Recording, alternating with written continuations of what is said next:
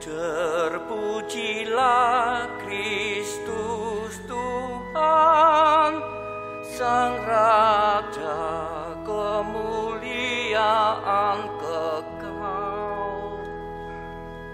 Manusia hidup bukan dari roti saja, tetapi dari setiap firman yang keluar dari mulut Allah. Sekali peristiwa, Yesus yang penuh dengan Roh Kudus kembali dari sungai Yordan, lalu dibawa oleh Roh Kudus ke padang gurun. Di situ 40 hari lamanya ia dicobai iblis. Selama hari-hari itu, Yesus tidak makan apa-apa dan setelah itu ia lapar. Lalu berkatalah iblis kepada Yesus, "Jika engkau putra Allah, katakanlah kepada batu ini supaya menjadi roti." Yesus menjawab kepadanya, "Ada tertulis, manusia hidup bukan dari roti saja." Kemudian iblis membawa Yesus ke suatu tempat yang tinggi dan dalam sekejap mata ia memperlihatkan kepada Yesus semua kerajaan dunia. Kata iblis kepadanya, "Segala sekuasa itu serta kemuliaannya akan kuberikan kepadamu, sebab semuanya itu telah diserahkan kepadaku dan aku akan memberikannya kepada siapa saja yang ku kehendaki. Karena itu, jika engkau menyembah aku, seluruhnya itu akan menjadi milikmu." Tetapi Yesus berkata kepadanya, "Ada tertulis, engkau harus menyembah Tuhan Allahmu, dan hanya kepada Dia sajalah engkau harus berbakti." Kemudian iblis membawa Yesus ke Yerusalem dan menempatkan Dia di puncak bait Allah, lalu berkata kepadanya, "Jika engkau putra Allah, jatuhkanlah dirimu dari sini ke bawah, sebab ada tertulis, mengenai engkau, Allah akan memerintahkan malaikat-malaikatnya untuk melindungi engkau dan mereka akan menerima engkau di atas tangannya supaya kakimu jangan terantuk pada batu." Yesus menjawab, "Ada firman, jangan engkau mencobai Tuhan Allahmu." Sesudah mengakhiri semua pencobaan itu, iblis mundur dari hadapan Yesus dan menunggu saat yang baik. Demikianlah Injil Tuhan.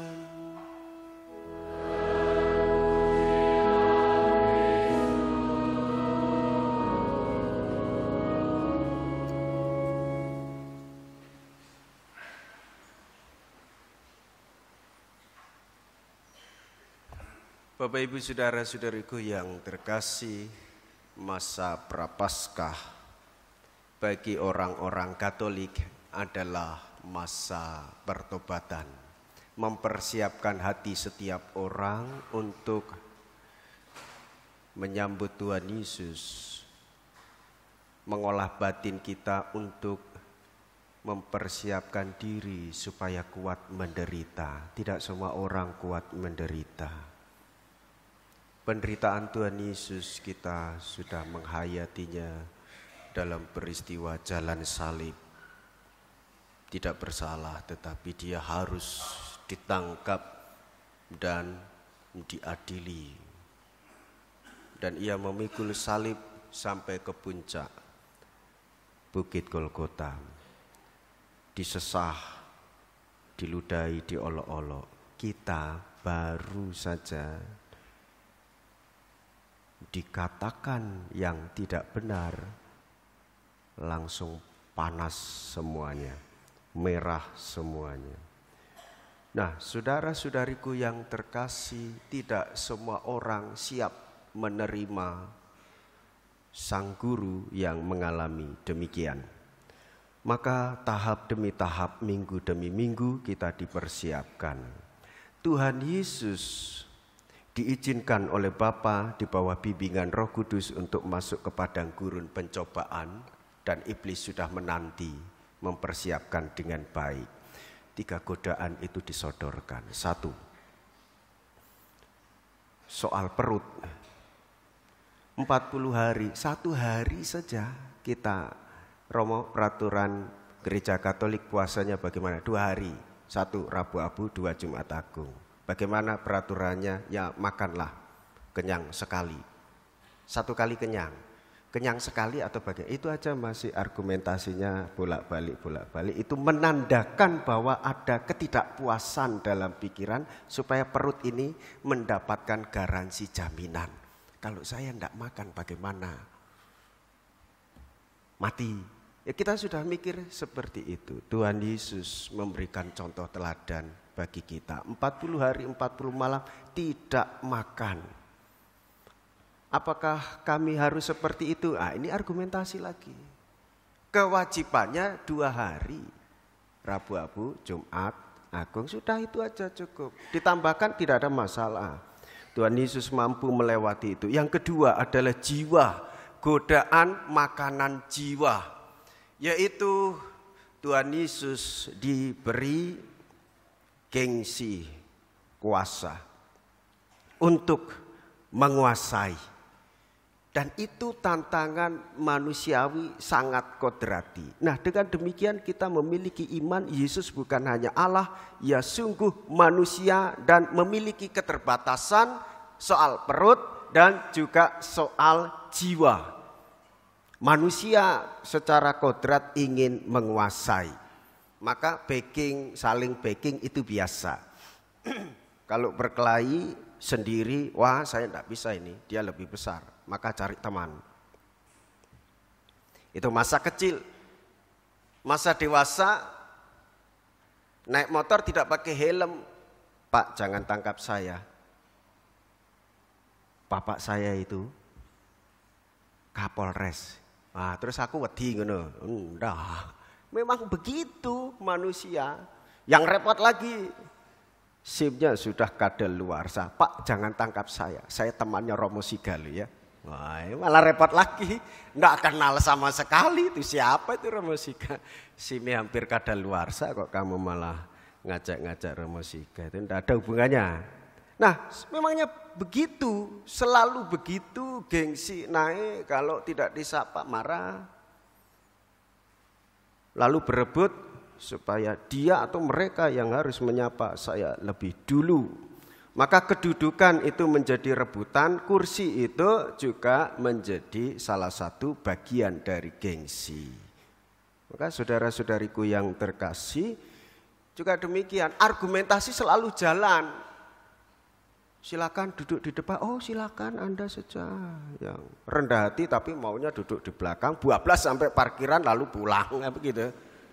Repot juga itu. Itu nanti Anda akan mengalami godaan-godaan itu pada saat pekan suci, itu ya, pekan suci. Ya, yang sabar nanti kalau jadi PUK, pendamping umat dan kolektan, yang sabar. Pak, mari silakan. Sudah enak loh ya. Kata, tindakan, jempol lagi ya, like silakan gitu ya. Enggak, saya duduk di depan. Lalu apa yang terjadi? Penuh. Asisten imam semua di sana ini. Bagaimana asisten imam suruh minggir? Saya harus duduk depan. Godaan kedua. Yang ketiga, makanan roh, bahwa Allah harus turun untuk menolong saya. Dan ini cara iblis. Nanti kamu akan ditolong oleh malaikat-malaikat Tuhan kalau kamu menyembah diriku. Nah, saudara-saudariku yang terkasih, ketika secara manusiawi jiwani orang tidak lagi mampu, maka orang menggunakan kuasa roh jahat. Gitu ya. Akik saya ini ada sinarnya Romo ya. Lalu rumah saya itu juga ada pelanginya, jadi sudah terlindungi, jadi terbebaskan dari kuasa, dari roh jahat. Baik rumahmu saya berkata, oh tidak usah Romo, jangan pernah ada doa di sini, jangan pernah ada pemberkatan di sini. Ya memang seperti itu, hidup manusia itu selalu berpusat kepada dirinya sendiri. Dan itu godaan itu terus menerus, soal makanan, soal jiwa, soal roh. Roh kita lebih tinggi daripada roh Allah sendiri. Nah, saudara-saudariku yang terkasih, apakah tujuannya Tuhan Yesus berkenan untuk masuk ke padang gurun dan dicobai oleh iblis? Tujuannya supaya di dalam kehidupan ini kita menyadari satu, dosa kita, dua, cobaan kita juga sama. Nah, sang guru mampu mengatasi 3 cobaan ini, demikianlah pula para muridnya mampu untuk mengontrol diri dan menguasai setiap cobaan-cobaan yang ditawarkan. Padang gurun Tuhan sangat nyata dan masuk ke dalam batin. Nah, padang gurun kita justru banyaknya keramaian dan suatu saat kita akan mengalami kesepian luar biasa. Tidak ada kontrol. Tuhan Allah yang tersembunyi akan tahu apa yang kita lakukan. Satu itu. Yang kedua, bagaimana kita supaya mampu untuk mengatasi cobaan-cobaan itu, yaitu kita mendekatkan diri kepada Allah Roh Kudus supaya mendapatkan rahmat dan bimbingannya untuk mengatasi segala macam cobaan-cobaan itu. Dan ketahuilah sebagai orang Kristiani, cobaan itu adalah ujian di dalam kehidupan sebagai orang yang beriman. Jika mampu mengatasi ujian itu, itulah orang beriman yang bersaksi. Saya orang Katolik, mampu mengatasi cobaan ini karena saya mengikuti teladan Tuhan Yesus. Dan yang ketiga, saudara-saudariku yang terkasih, olah batin, mati raga, doa, sedekah, pantang, dan puasa itu menjadi alat bagi kita untuk semakin mendekatkan diri dengan Tuhan Allah. Jika kita mampu mendekatkan diri dengan Tuhan Allah, maka kita akan selalu minta pertolongan kepada Tuhan Allah. Dan hari ini saya mendapatkan banyak pembelajaran. 2 hari memberi perminyakan, 1 hari sudah berangkat dengan damai di surga. Enak sekali ya, kasih sentuhan sedikit berangkat menghadap Bapa, sakit tidak lama begitu ya. Enak itu ya, pas khotbah gini morotek mati, ya itu enak, itu sudah langsung berangkat ke rumah Bapa begitu. Terus hari ini bagaimana anggota keluarganya tidak punya apa-apa. Orang datang, Sidoarjo itu keindahannya begitu ya. Orang sedih itu tidak akan sedih terlalu lama. Mudah lepas. Karena apa? Lingkungan, wilayah, paroki itu dan WA itu cepat. Mohon doa untuk bapak ini, ibu ini sedang sakit ya, cepat sembuh, cepat sembuh, cepat sembuh. Meskipun tidak ada sumbangan, pokoknya pulsanya masuk, cepat sembuh begitu. Itu sudah doa. Dan itu kerendahan hati untuk mendoakan. Dan saya juga baca langsung kemuliaan kepada Bapa, Putra dan Roh Kudus. Dan sakitnya luar biasa. Dan salah satu anggota keluarga, dia cerita pengalaman iman, satu anggotanya sedang sakit, dan dia cerita pengalaman iman sampai setengah jam itu tidak berhenti. Hebat ya orang ini, cerita terus tentang pengalaman iman. Bagaimana Romo waktu kami mengalami kesulitan, ini anak saya ini mau masuk SMA, lalu biaya 3.600.000, adiknya ini masuk SMP, ropelan Romo, jadi tidak ada uang. Lalu kakaknya itu ternyata setiap bulan itu mengumpulkan uang 100.000.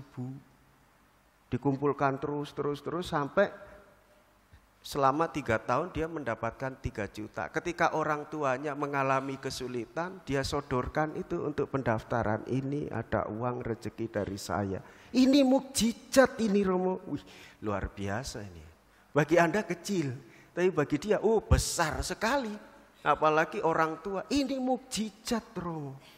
Jadi mukjizat itu begitu menurut saya. Bukan minta Tuhan, minta 3.600.000, lek langsung. Ya itulah godaan mengubah batu menjadi roti ya begitu. Tapi mukjizat ini keluar dari hati, mengumpulkan uang untuk membantu orang. Ini mukjizat.